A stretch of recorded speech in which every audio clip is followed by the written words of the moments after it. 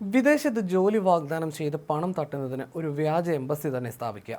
കേട്ടുകേൾവിയില്ലാത്ത തട്ടിപ്പാണ് ഗാസിയാബാദിൽ പോലീസ് കണ്ടെത്തിയത്. ചില്ലറ കളിയൊന്നുമല്ല പിടിയിലായ ഹർഷവർദ്ധൻ ജെയിൻ കളിച്ചത്. ആൾ ചില്ലറക്കാരനുമല്ല എന്ന് ഇയാളുടെ ചരിത്രം ചികഞ്ഞാൽ അറിയാം. 2 നില ആഡംബര കെട്ടിടം, പുറത്ത് പാർക്ക് ചെയ്തിരിക്കുന്ന നയതന്ത്ര നമ്പർ പ്ലേറ്റുകളുള്ള ഓഡിയും ബെൻസും അടക്കമുള്ള ആഡംബര കാറുകൾ, വ്യാജ ഓഫീസിലെ നയതന്ത്ര പാസ്പോർട്ടുകൾ, സംസ്ഥാന ദേശീയ നേതാക്കളുടെ മോർഫ് ചെയ്ത ചിത്രങ്ങൾ. ഇതൊക്കെ കണ്ടാൽ ആരാണ് ഇതൊരു എംബസി അല്ലെന്ന് പറയുക? ഉത്തർപ്രദേശ് സ്പെഷ്യൽ ടാസ്ക് ഫോഴ്സാണ് ഈ വ്യാജ എംബസി കണ്ടെത്തിയത്.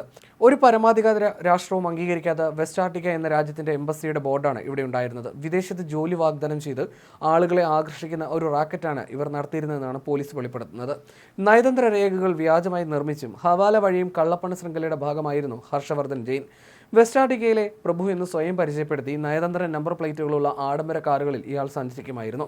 രാഷ്ട്രപതി, പ്രധാനമന്ത്രി, മറ്റ് പ്രമുഖർ എന്നിവരോടൊപ്പം മോർഫ് ചെയ്ത ചിത്രങ്ങൾ ഉപയോഗിച്ച് പ്രചാരണം നടത്തിയിരുന്നു. നയതന്ത്ര നമ്പർ പ്ലേറ്റുകളുള്ള 4 ആഡംബര കാറുകൾ, 12 മൈക്രോനേഷനുകളുടെ നയതന്ത്ര പാസ്പോർട്ടുകൾ, വിദേശകാര്യ മന്ത്രാലയത്തിന്റെ സ്റ്റാമ്പുകളുള്ള രേഖകൾ, 34 രാജ്യങ്ങളുടെ സ്റ്റാമ്പുകൾ, 44 ലക്ഷം രൂപ വിദേശ കറൻസി, 18 നയതന്ത്ര നമ്പർ പ്ലേറ്റുകൾ, ആഡംബര വാച്ച് ശേഖരം എന്നിവ പോലീസ് ഇവിടെ നിന്ന് കണ്ടെത്തിയിരുന്നു.